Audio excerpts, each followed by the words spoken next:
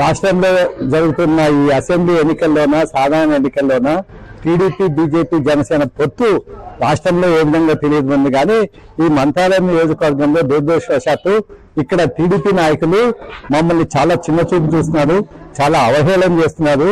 నిన్న బాలకృష్ణ గారు ఇక్కడ వచ్చిన తర్వాత మంత్రాలయం నియోజకవర్గం ఆదరణ ఎన్నికల నియోజకవర్గం వచ్చిన తర్వాత మాకు ఇంటిమేషన్ కానీ ఇన్ఫర్మేషన్ కానీ ఇన్విటేషన్ కానీ ఏమి చెప్పకపోవటం చాలా దురదృష్టకరం.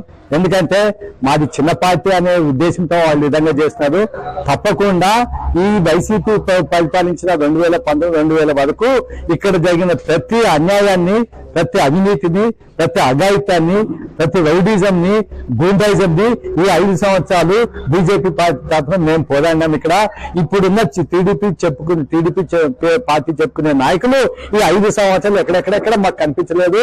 మా పార్టీ చాలా బలంగా ఉంది. ఇక్కడ మమ్మల్ని ఇంతగా అవహేళన చేసి చిన్న చూపు చూస్తే మాత్రం సాధించే సమస్య లేదు. ఎందుకంటే నిన్ననే మా పార్టీ అధ్యక్షురాలు పురంధేశ్వరి గారు చెప్పినారు, బీజేపీ అజెండాని మేము ఫాలో అవుతాం తప్ప టీడీపీ అజెండా ఫాలో కావాలంటే మాకు కాదు. ఇంకా ఖచ్చితంగా చెప్పాలంటే బీజేపీ అంటే ఎందుకు ఇంత చిన్న చూపు? నిన్న బాలకృష్ణ గారు ఇక్కడికి వచ్చినారు. 8 మంత్రాలయం నియోజకవర్గాల్లో ఇద్దరు టీడీపీ అభ్యర్థులకి ప్రచారం చేసి ఆదాయం 8 నుంచి ఆదాయం పోవడానికి 10 నిమిషాల్లో టైం పడుతుంది. అక్కడిపై బీజేపీ అభ్యర్థికి ఎందుకు ప్రచారం చేయలేదు? మాకేమో 10 సీట్లు ఇచ్చి 165 మిగతా అసెంబ్లీలోన ఊడిగం చేసినారు ఈ టీడీపీ వాళ్ళ మాతోన. ఇక్కడికి వచ్చిన బాలకృష్ణ ఎందుకు ఆడపోయి బీజేపీ అభ్యర్థికి ఓటేయమని ఎందుకు చెప్పలేదు?